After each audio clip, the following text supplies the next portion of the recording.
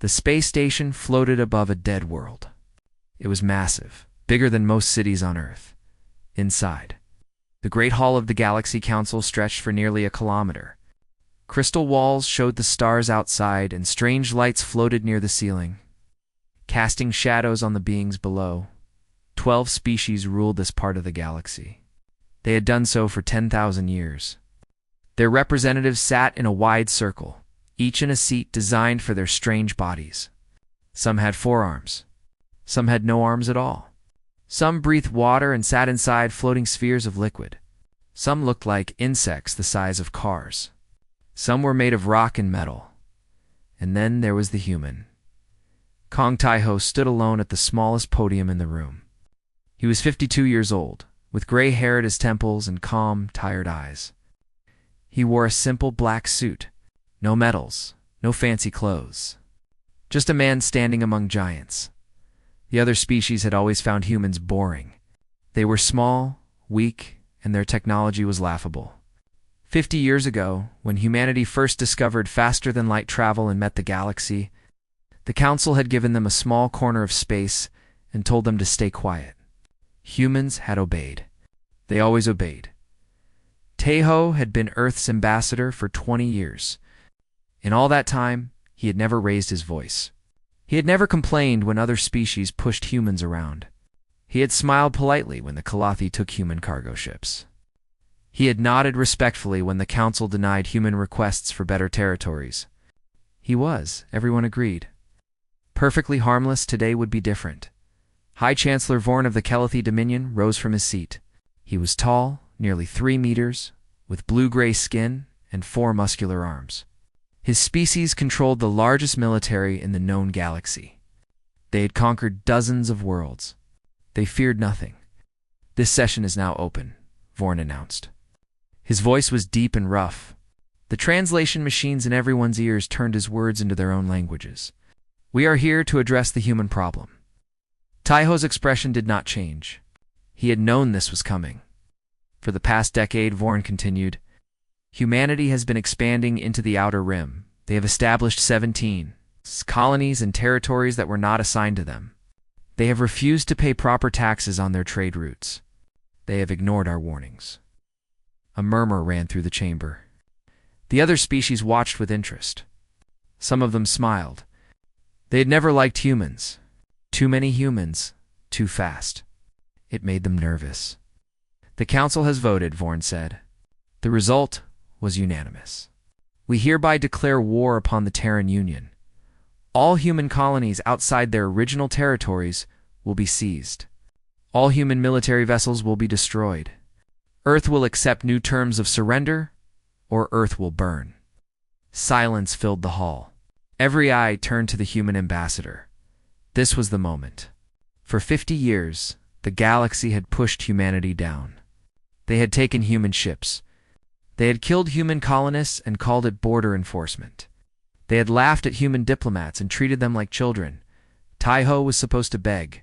He was supposed to fall to his knees and ask for mercy. That was what humans did. That was all they could do. Instead, he smiled. It was a small smile, just a slight curve of his lips. But something about it made Vorn pause. Something about it made the whole chamber go quiet in a different way.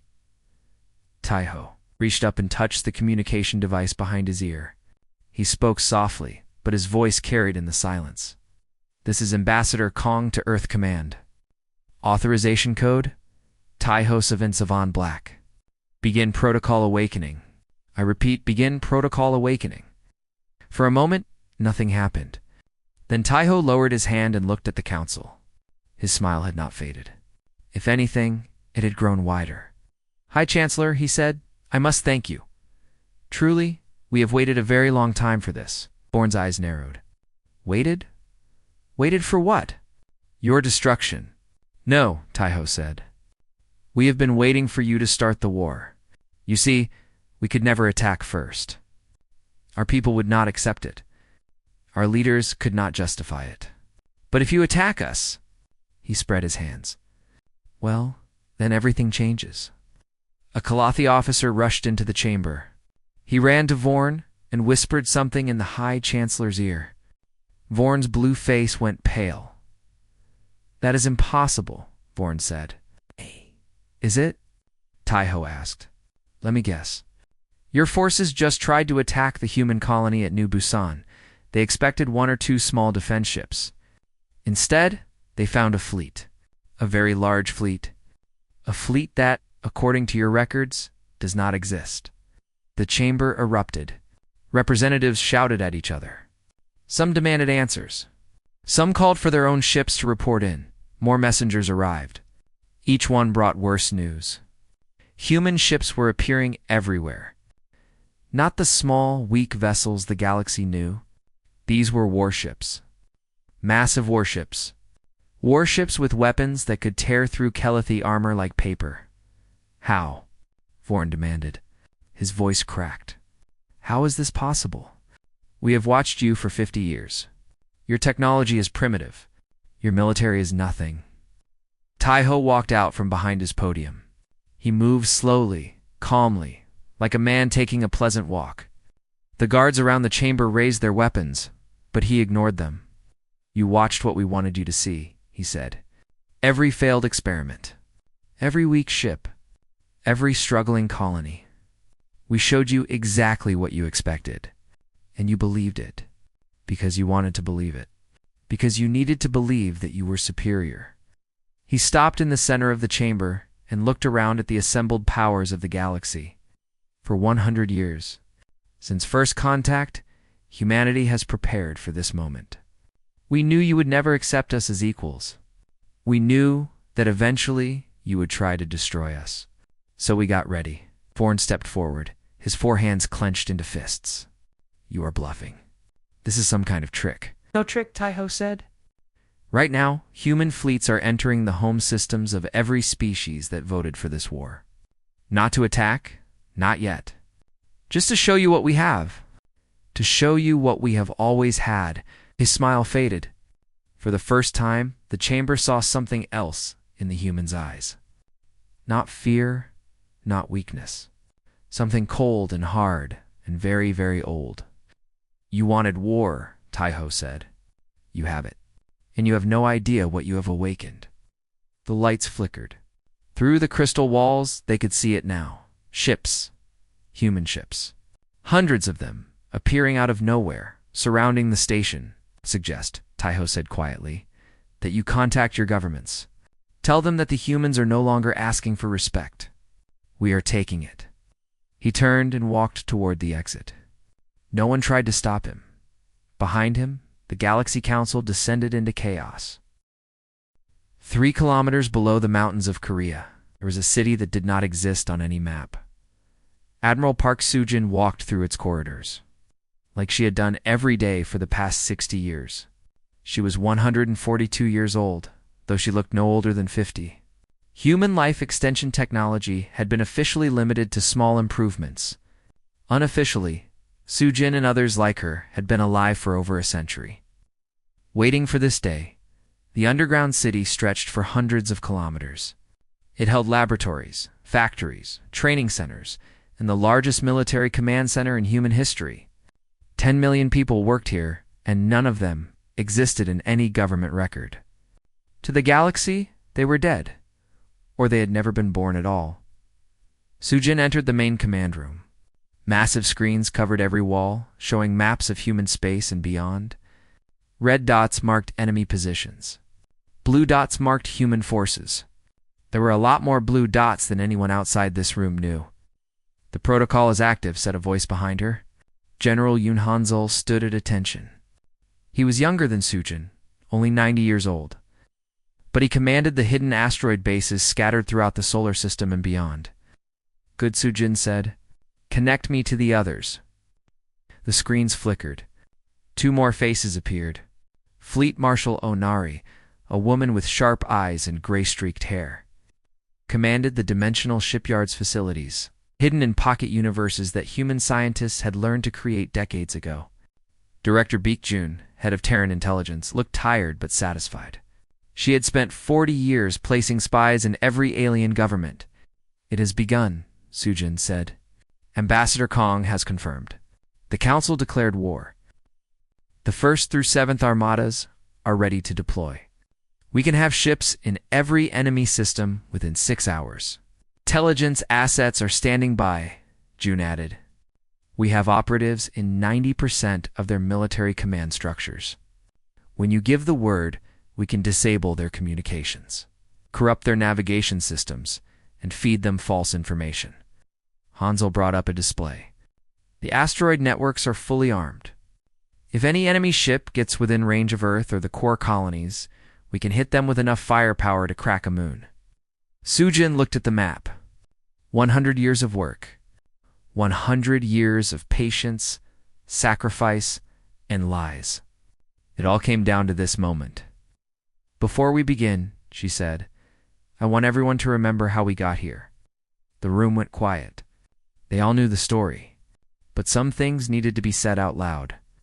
103 years ago, humanity made first contact with the galaxy. We were excited. We thought we had found friends among the stars. Sujin's voice was steady, but there was old pain in it. We were wrong. She pulled up historical records. Images flashed across the screens. Human diplomats being laughed at. Human colonies being raided by alien peacekeepers. Human ships being seized for inspection and never returned. The council saw us as primitives, useful for cheap labor, good for nothing else. They gave us a tiny corner of space and told us to be grateful. When we tried to expand, they pushed us back. When we tried to trade fairly, they cheated us.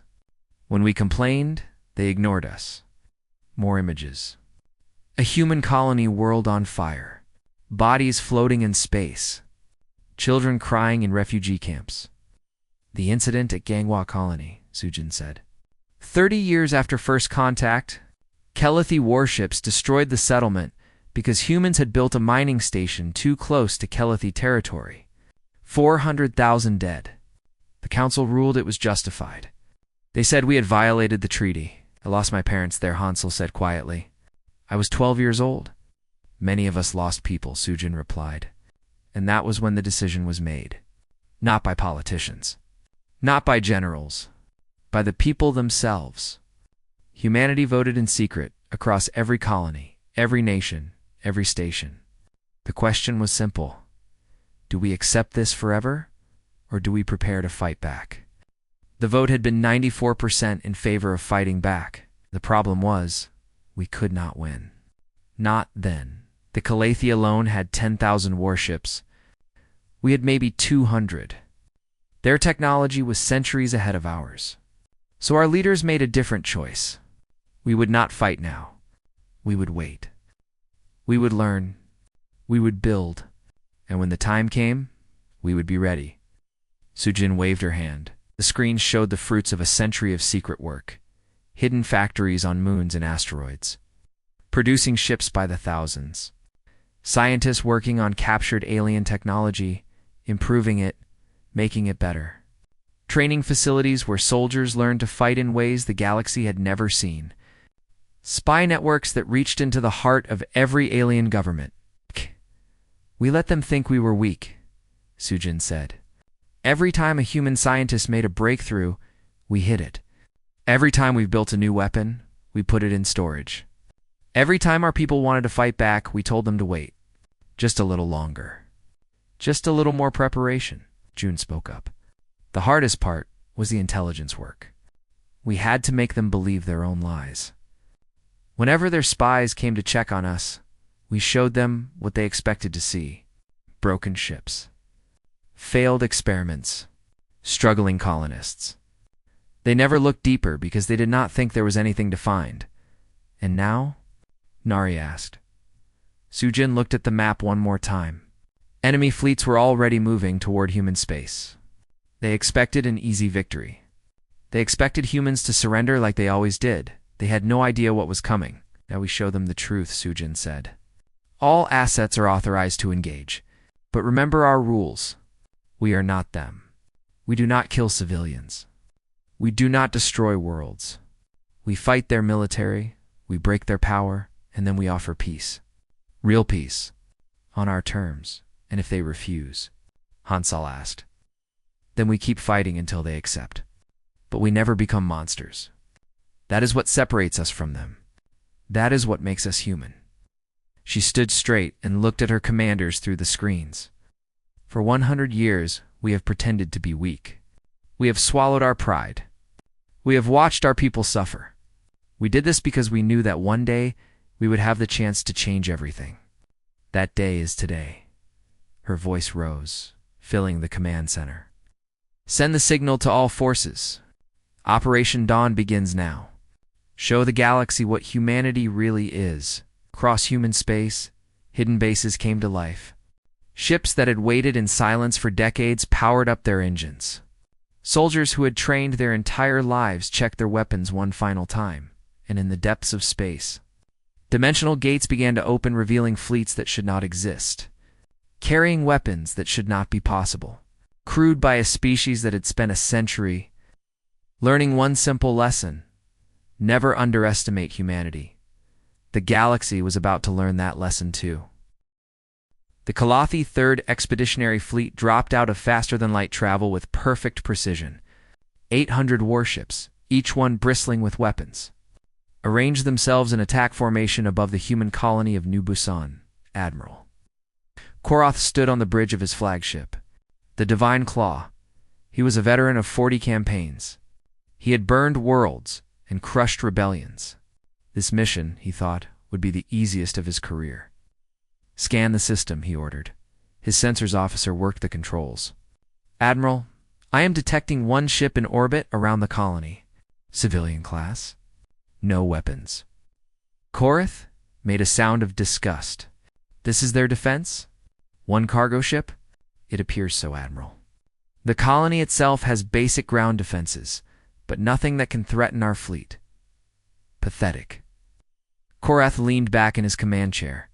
All ships prepare to commence bombardment. We will destroy their orbital facilities first, then land troops to secure the population. On the single human ship, Commander Lim Doyan watched the enemy fleet arrange itself. His vessel looked like garbage. The hull was dented and scarred. The engines sputtered. The weapon systems appeared to be offline. It was all fake, Commander, his second officer said. The Kalathi fleet is powering weapons. Good, Doyan smiled. Send the signal. Time to wake up. He pressed a button on his console and spoke into the communication system. All units, this is Doyan. Protocol awakening is active. Reveal. For a moment, nothing happened. Admiral Korath's officers began the countdown to bombardment. Then the universe changed. Doyan's cargo ship split apart. The ugly outer hull fell away like a broken shell, revealing the warship hidden inside. The TRN's Chungmugang was 3 times the size of any Kalathi vessel, covered in weapons that glowed with strange energy. Its engines lit up with a blue fire that hurt to look at, Admiral Korath started to say. But that was only the beginning. All across the system, empty space suddenly became crowded. Ships appeared out of nowhere, 400 of them, as their cloaking systems deactivated. They'd been there for years, hiding, waiting, running so silent that no sensor could detect them. And then came the dimensional gate. Behind the colony planet, reality itself tore open. A hole in space, burning with white light, expanding until it was larger than the planet itself. Through it came the first Terran Armada. Admiral Korath had seen many things in his long career. He had never seen anything like this. Human dreadnoughts poured through the gate. Each one was the size of a small moon, covered in weapons that made Kalathi technology look like children's toys. Carriers launched thousands of fighter craft. Battleships moved into position with a speed that should have been impossible for vessels so large. How many? Korath asked. His voice was barely a whisper. Admiral ... Sensors officer was trembling. I am counting over 2,000 capital ships. And more are still coming through the gate. 2,000. The entire Kalathi Navy had only 15,000 ships, spread across hundreds of systems. The humans had brought 2,000 to this single battle. This is impossible, Korath said. Their technology is primitive. They do not have dimensional gates. They do not have ships like this. Our intelligence? Your intelligence was wrong, Commander Doyan's voice came through the communication channel. The humans had hacked into Calathi frequencies. Your intelligence has been wrong for 100 years. On the screen, Doyan's face appeared. He was young, maybe 30 years old by human standards, with short dark hair and calm eyes. Admiral Karathi said, "You have two choices. You can power down your weapons and surrender, and your crews will be treated with honor. Or you can fight, and you will die. There is no third option." Korath's 4 hands gripped his chair. Surrender? To humans? The shame would destroy him. His family would be disgraced for generations. "All ships," he commanded, "open fire." The Calathi fleet attacked. 800 ships launched everything they had at the human forces. Missiles screamed through space. Energy beams cut through the darkness. It was enough firepower to destroy a small planet. The human ships did not even try to dodge. Their shields absorbed everything. Calathi weapons splashed against energy barriers that glowed gold with each impact. Not a single human ship took damage. Then the humans fired back. Commander Doyan watched without pleasure as the Calathi fleet came apart. Human weapons were not just better. They were different. Gravity beams pulled ships out of formation and crushed them like paper. Dimensional torpedoes opened tiny gates inside enemy vessels, teleporting pieces of them into the void. Energy cannons cut through Calathi armor as if it did not exist. The battle lasted 11 minutes when it was over. The Divine Claw floated alone in a sea of wreckage. Every other Calathi ship had been destroyed or disabled. Admiral Korath stood on his broken bridge, surrounded by the bodies of his officers, and watched human boarding craft approach. "This is not possible," he kept saying. "This is not possible." But it was. Across the galaxy, the same scene repeated itself. Calathi forces attacked human colonies and found hidden armies waiting for them. Human fleets appeared in systems that had never seen a human ship before. Communications networks went dark as human intelligence operatives activated their plans. On the council station, representatives screamed at each other as reports flooded in. The Calathi home system was under human blockade. The Virac supply lines had been cut. The Mendari defensive network had been disabled by sabotage. Ambassador Kong Tai-ho sat in the human embassy on the station, drinking tea and watching the chaos through the window. His communication device buzzed. Ambassador Admiral Park Soo-jin's voice said, "Phase 1 is complete. All targets have been secured. Enemy losses are estimated at 60% of their combined military strength. Human casualties are minimal. And civilian populations?" Tai-ho asked. "Untouched. As ordered. We have been very careful." Tai-ho nodded. That was important. Perhaps the most important thing. What are the enemy governments saying? Most are in shock. They do not understand what happened. A few are already asking for negotiations. Tai-ho set down his tea. "Tell them we are ready to talk. But on our terms, not theirs. And make sure they understand one thing." "What is that, Ambassador?" Tai-ho looked out at the stars. Somewhere out there, human ships were reshaping the galaxy. 100 years of patience was finally paying off. "Make sure they understand that we could have killed them all," he said. "We could have burned their worlds and ended their species. We chose not to. And that choice is the only reason they are still alive to negotiate." He ended the call and returned to his tea. Outside, alien diplomats ran through the corridors, trying to understand how their universe had changed so completely in a single day. They had wanted war with humanity, now they had it, and they were just beginning to realize what that meant. 1 month after the war began, Captain Shin Yaren led her Marines through the corridors of Calathi High Command Station. The station floated above the Calathi homeworld, a massive ring of metal and crystal that had been the center of their military for 3,000 years. Now it belonged to humanity. Yaren moved carefully, her weapon raised, her soldiers following in perfect formation. They wore advanced combat suits that made them faster and stronger than any Calathi warrior. Their helmets displayed tactical information from a dozen different sensors. They could see through walls, track heat signatures, and communicate silently through thought alone. but their orders were clear. Minimum casualties. Take prisoners. Protect civilians. Contact ahead, one of her soldiers whispered through the communication link. 12 Kalathi guards. They are barricaded in the next corridor, Yaren nodded. Non-lethal. We do this clean. Her team moved. Flash grenades flew through the air, filling the corridor with blinding light. Stun weapons crackled. In 8 seconds, it was over. 12 Kalathi guards lay unconscious on the floor, unharmed except for headaches they would have when they woke up. Secure them, Yaren ordered. Medical team will check them in 5 minutes. One of her younger soldiers, a private named Cho Min-jae, looked at the fallen enemies. Captain, why are we being so careful? They killed millions of our people over the years. Yaren stopped. She turned to face the young man. His eyes were hard with anger. She understood. She had lost family too. Private, she said. What do you know about the Ganghwa massacre? 400,000 dead. Kalathi warships burned the colony because we built a mining station in the wrong place. Yes.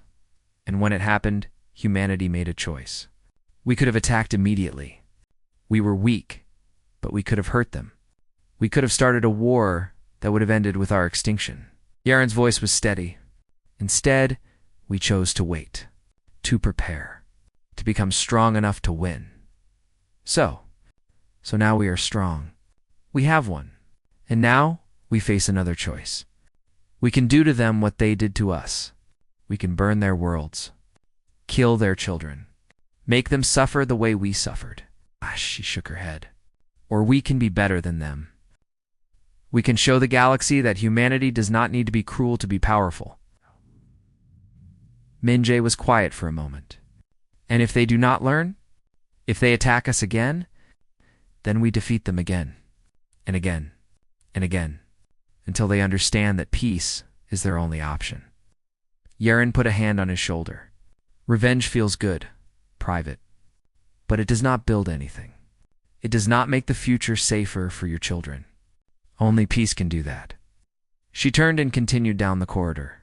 Her team followed. At the end of the station, they found what they were looking for. The command center.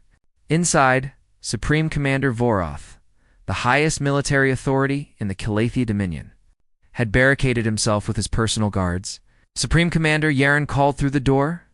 This is Captain Shin of the Terran Marine Corps. Your station has fallen.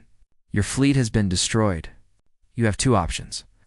Come out peacefully, or we will come in and get you. Either way, this ends now. No. Silence. Then the sound of weapons being dropped. The door opened. Voroth was massive, even for a Kalathi. His 4 arms hung at his sides. His eyes were filled with something Yaren had never expected to see in a Kalathi commander. Fear. You will kill us, he said. You will do what we would have done. Yaren lowered her weapon. No, we will not. But the Ganghwa colony, the raids, the centuries of abuse. Voroth's voice cracked. We deserve death. Maybe you do. Yaren gestured for her team to secure the prisoners. But we are not here to give you what you deserve. We are here to end this war. And the only way to truly end a war is to build something after it. Something better than what came before. She looked the Supreme Commander in the eyes. You will be tried for your crimes. Some of you will go to prison. Your government will pay for what it has done. But your people will live. Your world will remain. Your children will have a future. She paused. That is more than you ever offered us. Across the galaxy, the same story repeated itself. Human forces captured enemy stations and treated prisoners with respect. They delivered food and medicine to civilian populations. They protected hospitals and schools. The galaxy watched in confusion. This was not how conquerors behaved. Conquerors took slaves. Conquerors burned cities. Conquerors made the defeated suffer. Humans did none of these things. On the council station, Ambassador Kong Tai-ho addressed an emergency meeting of the remaining powers. Most of the original council members had been captured or were hiding. Only a few neutral species and defeated governments remained. Let me be clear, Tai-ho said. Humanity did not want this war. We spent a century preparing for it, yes, but we always hoped it would never come. We hoped that someday the galaxy would accept us as equals without us having to prove ourselves through violence. He placed a data chip on the podium. The screens around the chamber lit up with documents, recordings, and evidence. This contains a record of every crime committed against humanity since first contact. Every colony destroyed. Every ship seized. Every diplomat murdered. Every treaty violated. His voice was calm but heavy. We documented everything. We remembered everything. And now, the galaxy will see the truth of what was done to us. A Mendari representative spoke up. And what will you do with this truth? Demand our destruction? No. Taiho shook his head. We demand justice. Real justice. The leaders who ordered these crimes will face trial. The governments that enabled them will pay reparations. The systems that allowed this to happen will be reformed. And if we refuse, you will not refuse. Taiho's smile returned, but there was no warmth in it. Because right now, human fleets are in orbit above every homeworld of every species that participated in this war. We could destroy you all before your lunch gets cold. You let that sink in. But we will not, because that is not who we are. We are offering you something your governments never offered us. A chance to make things right. A chance to build a real peace based on equality and respect. He looked around the chamber. Humanity's not asking for revenge. We are asking for a future where our children and your children can live together without fear. That is all we have ever wanted.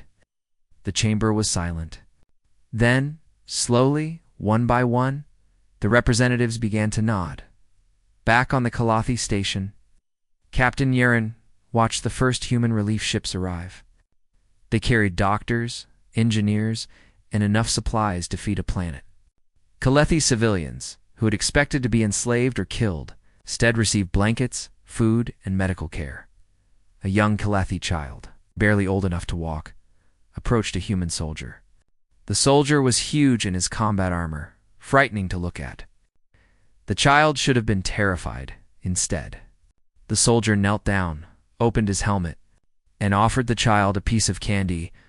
Yer watched the scene, and felt something she had not felt in a long time. Hope. This was why they had waited. This was why they had planned.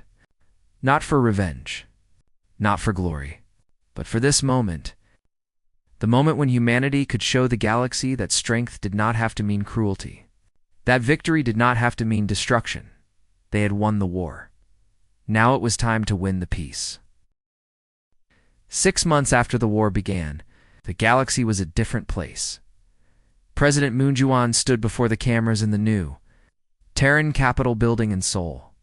Behind her, through the massive windows, the city's skyline told the truth about humanity. Towers of glass and steel reached toward the clouds. Orbital elevators carried ships to and from space stations that glittered like jewels in the daylight sky. Flying vehicles moved in organized streams. Above streets filled with people from a dozen different worlds. This was not the struggling, primitive Earth the galaxy had believed in. This was the real Earth, the Earth that humanity had hidden for 100 years. Citizens of the Terran Union, President Moon began. Her voice carried across human space and beyond, and citizens of the galaxy. 6 months ago, war was declared upon our people. Today, that war is over. She paused to let the words sink in.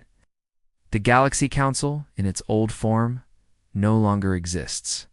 In its place, a new organization has been created. The Galactic Assembly will include all species as equal members with equal votes and equal rights. No longer will a few powerful races decide the fate of everyone else. The camera pulled back to show the people standing behind her. Human leaders, yes, but also representatives from a dozen alien species. Some had been enemies 6 months ago. Now they stood together. The species that waged war against us have accepted the terms of peace. They will pay reparations for a century of crimes against humanity.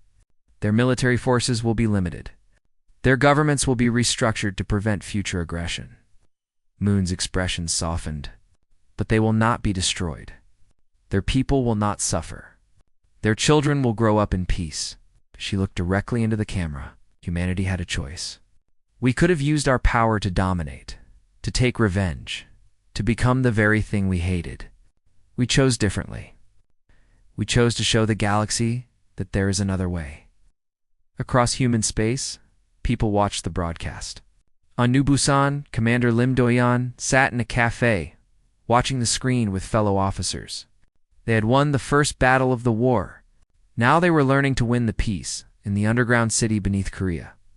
Admiral Park Soo-jin watched from the command center that had been her home for 60 years.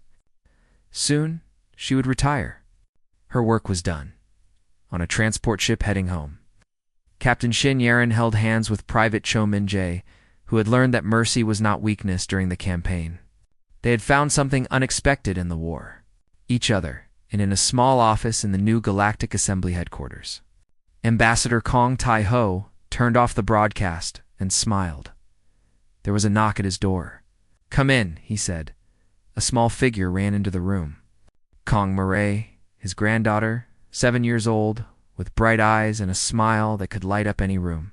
Her mother, Tai-ho's daughter, followed behind. "Grandpa."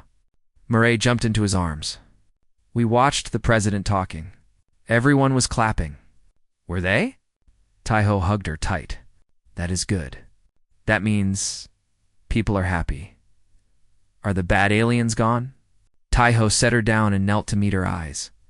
"There are no bad aliens, little one. There were aliens who did bad things. Yes. But they were not evil. They were afraid, and they made wrong choices. Now, they have a chance to make better choices." Murray thought about this with the seriousness that only a child could manage. "So we are friends now?" "We are trying to be friends. It will take time. Trust does not come easily, especially after so many years of hurt." Tai-ho stood and looked out the window. Ships from different worlds passed by, human vessels and alien vessels flying together, but we are trying, and that is what matters. His daughter spoke up. "Father, you have been working so hard. You should rest." "Soon," Tai-ho said. "There is still much to do.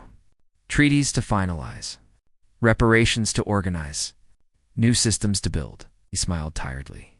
"But yes, soon I will rest."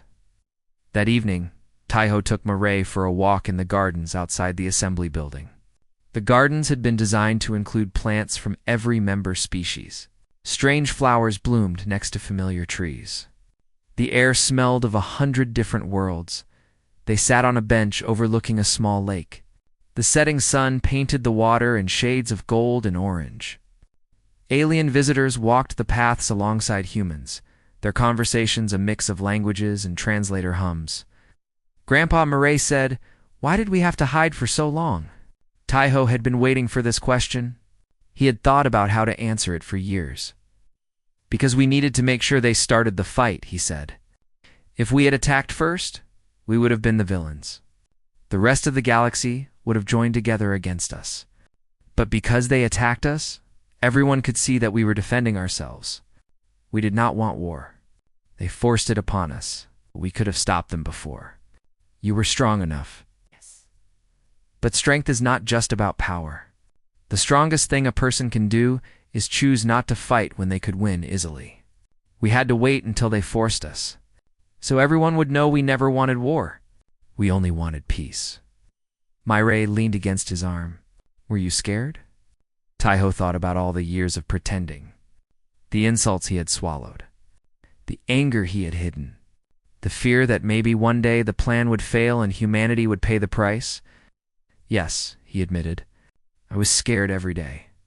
But I kept going because I believed in our people. I believed that if we were patient, if we were smart, if we stuck to our values, we would get through it. And you did." "We did." Tai-ho smiled. "All of us, together." They watched the sun sink below the horizon. The first stars appeared in the darkening sky. Somewhere up there, human ships patrolled the borders of a new peace. Alien diplomats worked alongside human counterparts to build new laws and new relationships. Former enemies learned to become partners. It would not be easy. There would be setbacks and conflicts and disagreements. Trust built over months could be destroyed in moments if people were not careful. The work of peace was harder than the work of war, but humanity had proven something important.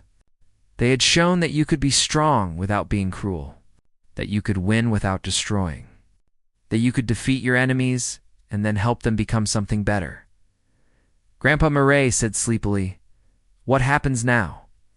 Taiho watched the stars, those distant points of light that humanity had once only dreamed of reaching. Now they belong to everyone. "Now we build something new," he said. "Something that has never existed before. A galaxy where every species is equal. Where children like you can grow up without fear. Where the mistakes of the past are remembered but not repeated." He picked her up as she drifted toward sleep. "Will not be perfect. Nothing ever is. But it will be better than what came before. And that is all anyone can hope for." He carried her back toward the building, passing groups of humans and aliens talking together, laughing together, working together. 100 years of patience had led to this moment. 100 years of sacrifice and planning and hope, and now, finally, humanity could stop hiding. They could stop pretending to be weak. They could show the galaxy who they really were. Not conquerors, not destroyers, just humans, flawed and stubborn and sometimes foolish, but also brave and compassionate and determined. To make things right, the galaxy had feared what humanity would become with power. Instead, they found something far more dangerous than any weapon. They found a species that believed in second chances. As Taiho entered the building, Murray mumbled one last question. "Are we the good guys, Grandpa?"